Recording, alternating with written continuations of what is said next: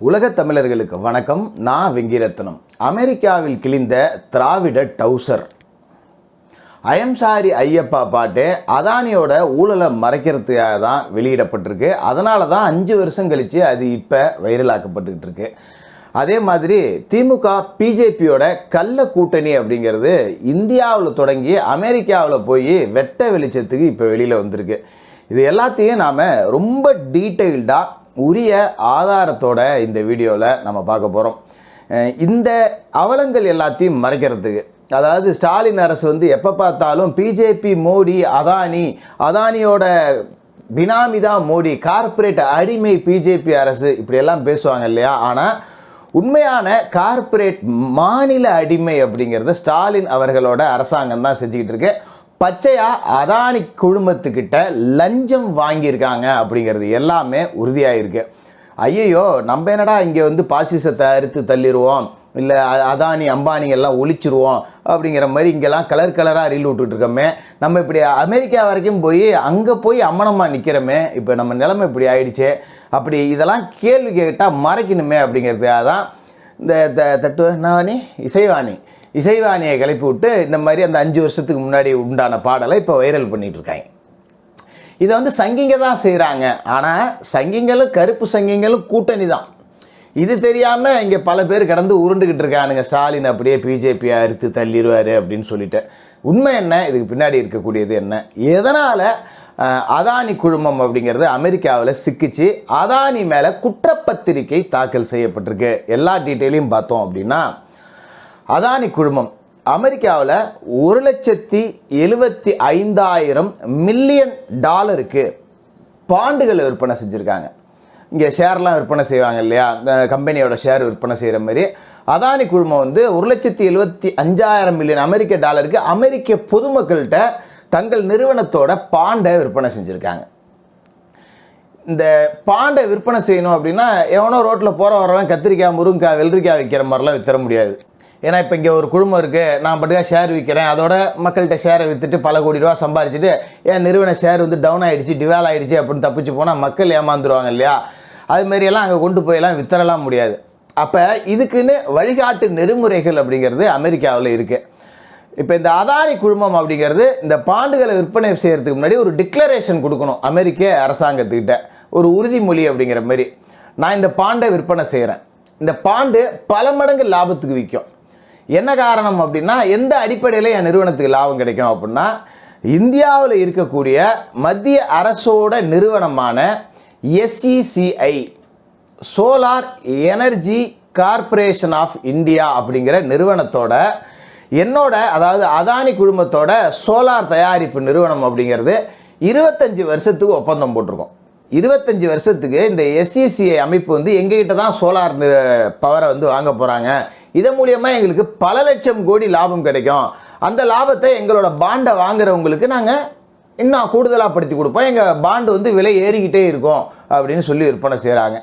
அங்கே உள்ள சட்டத்திட்டத்தின்படி இந்த அதானி நிறுவனம் அப்படிங்கிறது எங்கேயுமே சட்டத்திற்கு புறம்பாக எந்த செயல்கள்லையும் ஈடுபட்டிருக்க கூடாது. அதுக்கு அவங்க ஒரு டிக்ளரேஷன் கொடுக்கணும். எங்கள் நிறுவனம் உலகத்தில் எங்கேயுமே லஞ்ச லாவண்யத்தில் ஈடுபட்டதில்லை, சட்டவிரோத காரியங்களில் ஈடுபட்டதில்லை அப்படின்னு சொல்லி கொடுக்கணும். சரி, இப்போ எதனால் இந்த அதானி நிறுவனம் அப்படிங்கிறது மாட்டியிருக்கு அப்படின்னு பார்த்தீங்கன்னா, அதானி நிறுவனம் இங்கே SECI இருக்கு இல்லையா, SECI கிட்ட சோலார் எனர்ஜி பவரை தயாரித்து விற்பனை செஞ்சுருக்கு. SECI அப்படிங்கிறது மத்திய அரசோட நிறுவனம். மத்திய அரசு வேறு, அதானி வேறு, மோடி வேறு இல்லை, எல்லாம் ஒன்று தான். ஒரு மூல திரிகோணம் மாதிரி தான் இது. 2 2 போனல, இது 3 3 3 கலண்டாப்ப அப்படிங்கிற மாதிரி உங்களுக்கு புரிகிற மாதிரி சொல்கிறேன். அதானி ஒரு 10 ரூபா மதிப்புள்ள சோலார் எனர்ஜி பவரை SECI கிட்ட விற்பார். ஆனால் எவ்வளோக்கு விற்பார்? 20 ரூபாய்க்கு விற்பார். அதோட ஒர்த்தே 10 ரூபா தான். ஆனால் இவர் 20 ரூபாய்க்கு விற்பார். அதானி தானே விற்கிறாரு, அதனால் மோடி சொன்னால் SECI வாங்கிக்கும். 10 ரூபா பொருளை 20 ரூபாய்க்கு வாங்கிக்கிறாங்க. இப்போ அந்த SECI என்ன பண்ணோம், 20 ரூபாய்க்கு வாங்கினா அது மேலே லாபம் வச்சு ஒரு 22 ரூபாய்க்கு தான் விற்க முடியும். SECI கிட்டேருந்து யார் வாங்குவா அப்படின்னு பார்த்தீங்கன்னா, ஒவ்வொரு மாநிலத்திலையும் இருக்கிற மின்சார வாரியம் வாங்குவோம். அப்போ SECI 22 ரூபாய்க்கு விற்கிது. என்னடா அது வெளியில் 10 ரூபாய்க்கு கிடைக்குது, அவன் போய் இவங்கிட்ட விற்றதே 20 ரூபா, இவன் நம்மள்ட்ட 22 ரூபாய்க்கு விற்கிறானே அப்படின்னு சொல்லிட்டு யாரும் எந்த மாநில அரசாங்கமும் அதை வாங்காது, மின்சார வாரியம் வாங்காது. இப்படி தான் நடந்தது. இப்போ எஸ்இசிஐ என்ன பண்ணோம், யோ நீ வெளியிலேயே 5 ரூபாய்க்கு 10 ரூபாய்க்கு கிடைக்குதுங்கிற, நீ என்கிட்ட 20 ரூபாய்க்கு விற்றுட்ட, ஏன் என்கிட்ட 22 ரூபாய்க்கு வாங்குவான், நீயே வச்சுக்கையா போயா அப்படின்னு சொல்லிட்டு அதானிகிட்ட தான் திருப்பி கொடுப்பாங்க, வேறு வழி இல்லை. இப்போ அதானி என்ன பண்ணுறாரு அப்படின்னா, நீ பேசாமல் வச்சிரு, உங்ககிட்ட 21 ரூபாய்க்கு வாங்கிறதுக்கு நான் ஆல்ரெடி பண்ணுறேன், நீ கவலைப்படாத அதை பற்றி அப்படின்னு சொல்லிட்டு அதானி என்ன பண்ணுறாரு, மாநில அரசோட தலைமையெல்லாம் தொடர்பு கொள்கிறார். எப்பா அது வெளியில் 10 ரூபாய்க்கு தான் விற்கிது, நீங்கள் 21 ரூபாய்க்கு வாங்கிக்க, உனக்கு ஒன்றும் சும்மா நான் விற்கல, உனக்கு தனியாக ஒரு 9 ரூபா நான் தரேன், ஒரு யூனிட்டுக்கு 9 ரூபா நான் தரேன். இப்படி டீலிங் அப்படிங்கிறது ஓடிக்கிட்டு இருக்கு. நான் லஞ்சம் கொடுக்குறேன், நீ வாங்கிக்க, நீ வாங்கிறதுக்கு உண்டான காசை நானே தரேன். ஏன்னா இவர் 10 ரூபா லாபம் சில்லு விற்கிறாரு. அப்போ அதுலேருந்து ஒரு 5 ரூபா எடுத்து மாநில அரசுகளுக்கு லஞ்சமாக கொடுத்துட்டா அவங்க எல்லாம் வாங்கிடுவாங்க இல்லையா. இந்த அடிப்படையில் ஒரு 5 மாநில அரசுகள் அம்பானிக்கிட்டே இருந்து, அதாவது அம்பானி கொடுத்த அந்த சோலார் பவரை எஸ்இசிஐ கிட்டே இருந்து 5 மாநில மின்சார வாரியம் வாங்கியிருக்கு. ஜம்மு காஷ்மீர், ஒரிசா, ஜார்க்கண்ட், ஆந்திரா, தமிழ்நாடு, இந்த 5 மின்சார வாரியம் வாங்கியிருக்கு. இதில் ஆந்திரா வாங்கினது அப்படிங்கிறது தான் ஒரு பெரிய அமௌண்ட்டு. ஒரு 25 ஜிகாவாட்டு மின்சாரம் அப்படின்னா ஒரு 7 ஜிகாவாட்டை ஆந்திரா வாங்குறதுக்கான ஒப்பந்தம் அப்படிங்கிறது போட்டிருக்கு. இது 25 வருஷத்துக்கான ஒப்பந்தம். இதே முதல்ல தப்பு. இது மாதிரி தான் ஒவ்வொரு மாநில அரசுகளும் 25 வருஷத்திற்கான ஒப்பந்தம் அப்படிங்கிறத அதானி குழுமத்துக்கிட்ட லஞ்சம் வாங்கி போட்டிருக்காங்க. இவங்க ஆட்சியில் இருக்க போகிறது 5 வருஷம். இன்னும் இப்போ திமுகவுக்கு எடுத்துக்கிட்டால் இன்னும் 1 வருஷம். அந்த 1 வருஷத்துக்கு பிறகு இவங்க இருப்பாங்களா இல்லையா அப்படிங்கிறத மக்கள் தான் முடிவு செய்யணும். அப்படிங்கிறப்ப 25 வருஷத்துக்கு இவங்க எப்படி ஒப்பந்தம் போட முடியும்? இது எல்லா மாநில அரசுகளையும் சேர்த்து கேட்கப்பட வேண்டிய கேள்விதான். அப்போ இதில் நம்ம ஒரு சட்ட வரைமுறை அப்படிங்கிறதே கொண்டு வர வேண்டியது இருக்குது. ஒரு மாநில அரசு எந்த ஒரு ஒப்பந்தம் போட்டாலோ, எந்த நிறுவனத்துக்கிட்ட போட்டாலும் அவங்க ஆட்சிக்கு உட்பட்ட கால வரம்புக்குள்ளே தான் போடணும். உங்கள் சௌரியத்துக்கெல்லாம் போட முடியாது அப்படின்னு ஒரு சட்டத்தையே கொண்டு வரணும். இல்லைனா இந்த மாதிரி 25 வருஷத்துக்கு ஒப்பந்தம், 30 வருஷத்துக்கு ஒப்பந்தம்னு போட்டு இவனுங்க வாக்கரிசி போட்டுக்கிறதுக்கு மட்டும்தான் அது உதவுமே தவிர மக்களுக்கு கொஞ்சம் கூட அது உதவாது. இல்லை எந்த மாற்றமும் இல்லை. சரி, அதானி நேராக லஞ்சம் கொடுத்தாரா அப்படின்னா, அதானி அங்கேருந்து நேராக ஃப்ளைட்டை பிடிச்சி வரும்போது ஒரு 2 பேக் நிறையா காசு எடுத்தாந்து இந்தாங்க அப்படிலாம் கொடுத்துட்டு போக மாட்டார். அது வேறு வேறு இடத்துல செட்டில்மெண்ட் செய்யப்படும். இல்லை அதானி நிறுவனத்தில் கூட பங்குகளாக கொடுக்கப்படும். இப்படி பல விஷயங்கள் அப்படிங்கிறது கொடுக்கப்படும். அந்த அடிப்படையில் ஆந்திர அரசுக்கு 1750 கோடி ரூபாய் அப்படிங்கிறது லஞ்சமாக மட்டும் கொடுக்கப்பட்டிருக்கு. ஜெகன்மோகன் ரெட்டி ஆட்சியில் இருந்த காலகட்டத்தில். இப்போ ஜெகன்மோகன் ஆட்சி அங்கே இல்லை. இதே காலகட்டத்தில் தமிழ்நாட்டில் திமுக அரசாங்கத்துக்கிட்டையும் இந்த வேலை அப்படிங்கிறது நடக்குது. 7 ஜிகாவாட்டுக்கு 1750 கோடி அப்படின்னா மீதி இருக்கிறத கணக்கு பண்ணிங்களேன். இப்போ ஒரு ஜிகாவாட்டுக்கு 250 கோடின்னு வச்சுக்கிங்க.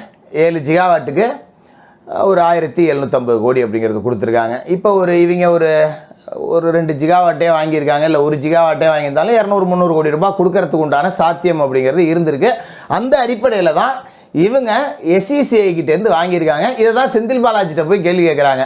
இது மாதிரி அதானி அமெரிக்காவில் மாட்டியிருக்காரு, அதானி மேலே குற்றப்பத்திரிகை தாக்கல் செய்யப்பட்டிருக்க, நீங்கள் என்ன சொல்கிறீங்க அப்படின்னா, நாங்கள் அதானிகிட்டலாம் வாங்கலை, நாங்கள் எஸ்இசிஐட்டேருந்து தான் வாங்கினோம். எஸ்இசிஐ யார்கிட்டேருந்து வாங்குச்சு? அதானிகிட்டேருந்து வாங்குச்சு. எஸ்இசிஐட்ட நீங்கள் விலை கூடுதல் கொடுத்து வாங்குறீங்க, அதுக்கு உங்களுக்கு அதானி லஞ்சம் கொடுத்துருக்கார் அப்படிங்கிறது தான் குற்றச்சாட்டு. இப்போ என் பொருள் ஒரு கடையில் கொண்டு கொடுத்து அது மூலியமாக நான் உங்கள்கிட்ட விற்கிறேன். அந்த கடையில் நீங்கள் 10 ரூபாய்க்கு வாங்க போகிறீங்க. 10 ரூபாய்க்குலாம் வாங்க முடியாது. என்ன வெளியில் 4 ரூபாய்க்கு கிடைக்குது, நீ 10 ரூபா வாங்குற அப்படின்னா உடனே நான் இங்கேருந்து வருவேன் உங்கள்கிட்ட, அவட்ட 10 ரூபாய் வாங்கிக்க, நான் ஒரு 3 ரூபா உனக்கு தரேன் லாபமாக, இதை நீ 10 ரூபாயை கணக்கு காமிச்சிக்க, இந்த 3 ரூபாயை நீ லாபமாக வச்சு ஓனர்கிட்ட கொண்டு 10 ரூபானே சொல்லி விற்றுரு. அந்த ஓனர் யார்? வேறு யாரும் இல்லை, நம்ம மக்கள் தான். இதில் பிரச்சனை என்ன அப்படின்னா, இந்த 25 வருட ஒப்பந்தத்தில் இன்றைக்கி செந்தில் பாலாஜி சொல்லியிருக்காரு, எனக்கு இதுக்கு சம்மந்தம் இல்லை, நாங்கள் எஸ்இசிஐ கிட்ட 2 ரூபா 60 காசுக்கு தான் யூனிட் பேசி வாங்கியிருக்கோம் அப்படின்னு. இது நடந்த காலகட்டத்தில் மின்சாரத்துறையில் செந்தில் பாலாஜி இல்லவே இல்லை. அவர் பேண்டில் உச்சா போயிட்டு ஈடி பிடிச்சி கொண்டு கூண்டில் அடைச்சி வச்சுருந்தது. கரூர் சிங்கங்கிறனால சிங்கம் ஊருக்குள்ளே நடமாடக்கூடாது, உட்காரு கூண்டுக்குள்ளேன்னு பிடிச்சி உட்கார வச்சுருந்தது. சிறைப்பறவைக்கு எதுக்கடா ரெக்கேன்னு அதை வேற உடைச்சிட்டாங்க. இவர் சம்பந்தப்பட்ட அந்த பீரியடில் அமைச்சராகவே கிடையாது, வெளியிலே இல்லை, சிறையில் இருந்தார். அப்போ இவர் அந்த பதிலே என்ன சொல்லியிருக்கணும்னா, சம்மந்தப்பட்ட நாளில் நான் மின்சாரத்துறை அமைச்சராக இல்லை, அது சார்ந்த விஷயங்கள் எனக்கு தெரியாது, நான் இல்லை ஆய்வு செய்கிறேன் அப்படின்னு கூட சொல்லலாம். ஏன்னா இப்போ மறுபடியும் அவர்கிட்ட மின்சாரத்துறை கொடுக்கப்பட்டிருக்கு அப்படிங்கும்போது தெரியாதுன்னு அவர் சொல்ல முடியாது. நான் விசாரித்து பதில் சொல்கிறேன், இல்லை விசாரணை நடக்குது அப்படிங்கிறத சொல்லியிருக்கலாம். இதை சொல்ல கிடையாது. சரி, இது எப்படி நீங்கள் தமிழ்நாடு அரசு லஞ்சம் வாங்கியிருக்கோம் அப்படின்னு சொல்கிறீங்க அப்படின்னு பார்த்தோன்னா, கடந்த சில மாதங்களுக்கு முன்னாடி அதானி நேரடியாக தமிழக முதலமைச்சர் ஸ்டாலின் அவர்களை அவரோட வீட்டிலையே சந்தித்து பேசினார் அப்படிங்கிறது எல்லா ஊடகத்துலேயுமே பட்டவர்த்தனமாக வெளியில் வந்தது. இவங்க இங்கே அப்படியே கார்பரேட் அடிமைன்னு பேசிட்டு இவங்க கதவுக்கு உள்ளே போய் உட்காந்துக்கிட்டு கார்பரேட்ட கைகட்டி நிற்கக்கூடிய ஒரு அடிமை தான் திமுக அப்படிங்கிறது இதில் இருந்து வெட்ட வெளிச்சமாயிருக்கு. உண்மையா இல்லையா? இப்போ அதானியை ஒரு தமிழக முதலமைச்சர் சந்திக்கிறாரு, தலைமைச் செயலகத்தில் சந்திக்கணும், ஏன் வீட்டில் கொண்டு போய் சந்திக்கிறாரு? அரசியல் ரீதியான ஒரு சந்திப்பு இல்லை அப்படின்னா நீங்கள் உங்கள் கட்சி ஆஃபீஸில் வச்சு சந்திச்சிங்க. இப்போ இந்த லாட்ரி மார்டின்ட்டெல்லாம் எலக்ட்ரோல் பாண்டெல்லாம் வாங்கினீங்கல்ல, இப்போ பிஜேபிக்காரனும் வாங்கினா நீங்களும் வாங்கினீங்க, 2 பேரும் ஒன்று தான். அதை போய் நீங்கள் அறிவாலயத்தில் வச்சிங்க, நான் திமுக தலைவராக அதானியை சந்தித்தேன், எங்கள் கட்சிக்கு நிதி கொடுக்க வந்தார், நீங்கள் போய் அறிவாலயத்தில் சந்திச்சுட்டு போங்க, பிரச்சனை கிடையாது.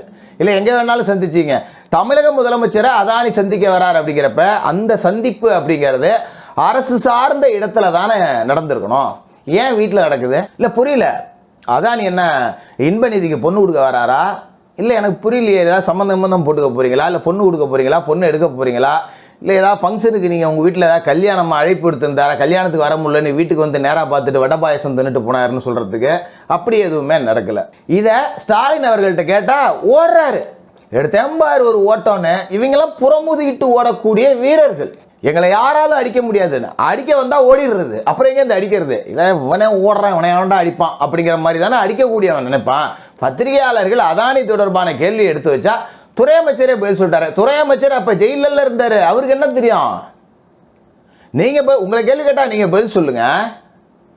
அதை சொல்லாமல் ஓட்டம் பிடிச்சிட்டு இதில் இந்த மருத்துவர் ராமதாஸ் அவர்கள் ரொம்ப தெளிவான அறிக்கையோடு இதை கேள்வி கேட்டிருந்தார். அவருக்கு வேறு வேலை இல்லை. முதல்ல இவருக்கே வேறு வேலை இல்லை. முதலமைச்சர் சீட்டில் உட்காந்துட்டு ஒரு வேலையை உருப்படியாக பார்க்க முடியாமல் அங்கங்கே போய் ஷூட்டிங் எடுத்துக்கிட்டு இருக்கிறது.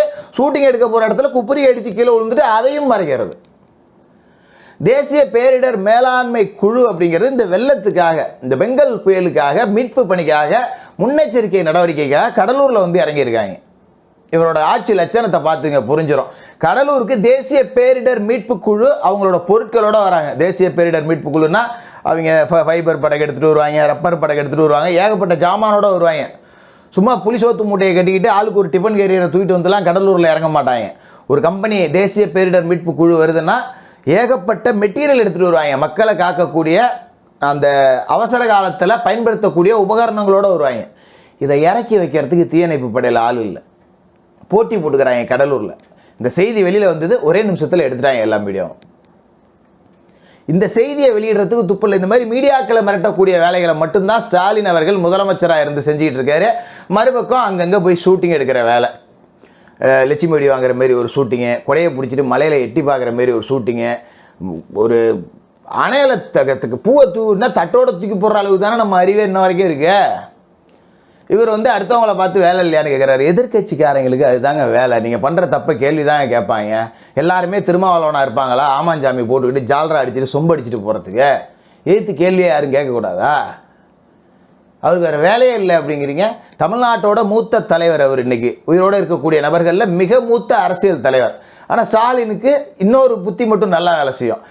இத்தனை நாளாக வாயை திறக்காத இருந்த சப்ஜெக்ட் வைகோவை கூப்பிட்டாரு. ஏன்னா திரு ராமதாஸ் அவர்களுக்கு நிகரான ஒரு வயதை ஒத்தவர் வைகோ. இருந்தாலும் வயசில் மூத்தவரா, நம்ம அப்படி கேட்டிருக்க கூடாது. எல்லாரும் நம்மளை காரி துப்புறாங்க, கழுவி ஊத்துறாங்களே. பாமகக்காரன் வேற மறுபடியும் இப்போ பெருசாக போராட்டம் நடத்த ஆரம்பிச்சிட்டாங்களே, என்ன பண்ணலாம்? சரி, அவர் வயசு ஈக்குவலாக யார் இருக்கா? நம்ம கொத்தடிமை வைகோ இருக்காரு, அப்புறம் என்ன கவலை, கூப்பிட வந்தால அப்படின்னு சொல்லிட்டு வைகோ வச்சு ராமதாஸுக்கு எதிர்ப்பு அறிவிப்பு. இப்படி தான் நீங்கள் எல்லாம் சும்மா சாதாரணமாக பார்க்கலாம். நீங்கள் இந்து மத கடவுள்கள் சார்ந்து விமர்சித்து அறிக்கை விடணுன்னா யாரை வச்சு தெரியுங்களா விடுவாங்களே? துரைமுருகன்லாம் விட மாட்டார், ஆர்எஸ் பாரதி மாதிரி எல்லாம் விட மாட்டாங்க.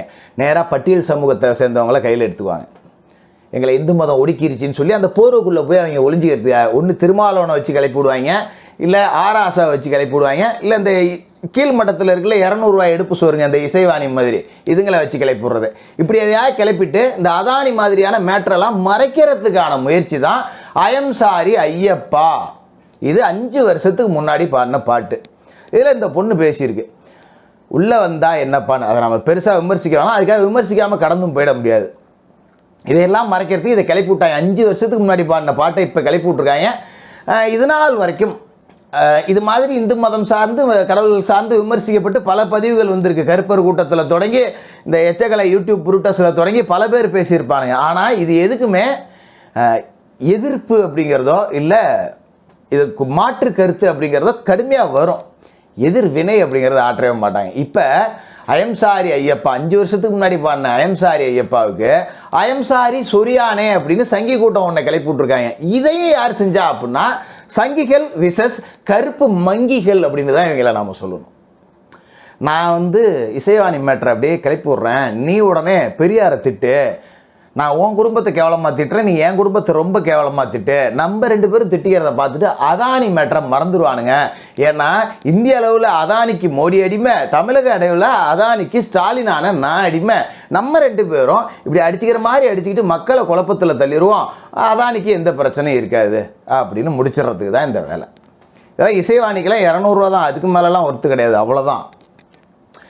சும்மா ஓப்பனாக கேளுங்களேன், இந்த பிள்ளையை கூப்பிட்டு ஐயம் சாரி ஐயப்பா உள்ளே வந்தால் என்னப்பா, சரி நீ உள்ளே வந்தால் என்னப்பா இருக்கட்டும், குளத்து பிள்ளைக்கு போயிருக்கியா போகல, அச்சங்கோயில் போயிருக்கியா போகல, ஆரியங்காவுக்கு போயிருக்கியா போகல, எரிமேலிக்கு போயிருக்கியா போகல, பந்தல அரண்மனைக்காவது போயிருக்கியா போகல, தமிழ்நாட்டில் எத்தனையோ இடங்கள்ல ஐயப்பன் கோயில் இருக்குது அங்கேயாவது போயிருக்கியா போகல, இப்படி எந்த ஐயப்பன் கோயிலுக்குமே போகாத நீ என்ன கூந்தலுக்கு சபரிமலைக்கு மட்டும் போகணும்னு பாட்டு பாடின, அதை இப்போ வைரல் ஆக்குறீங்க. இது என்னைக்கோ பாடின பாட்டு தானே, விட்டு போகலாம்ல. இது நம்ம திராவிட சொம்புங்க இருக்காங்க பாருங்க, திருமாவளவன் மாதிரி ஆளுங்க, கம்யூனிஸ்ட் மாதிரி ஆளுங்களாம், இந்த அறிவாலய அன்னக்காவடிகள் அப்படிங்கிறவங்க, இவங்கெல்லாம் உடனே அந்த பொண்ணு பாடினதில் என்ன தப்பு, 5 வருஷம் கழிச்சு இப்போ முட்டு கொடுக்குறாங்க. இந்த பாரஞ்சித்துன்னு ஒரு பிச்சைக்கார பைய சுற்றுறானே அவங்களாம், இந்த பாரஞ்சித்துன்னு ஒருத்தன் சுற்றிட்டு இருக்கானே, இவனுங்களாம் மதக்கலவரத்தை தூண்டக்கூடிய வேலைகளை செய்கிறாங்க.